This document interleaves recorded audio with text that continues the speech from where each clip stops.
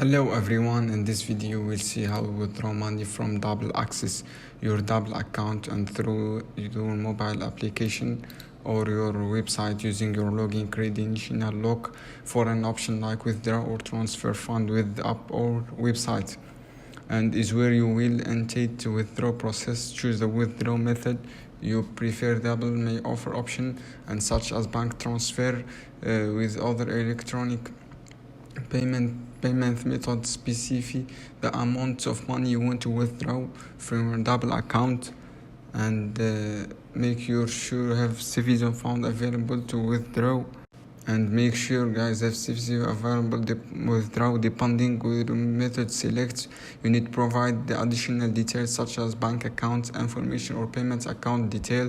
Double check your withdrawal detail including the withdrawal amount and payment method your information. Ensure everything account.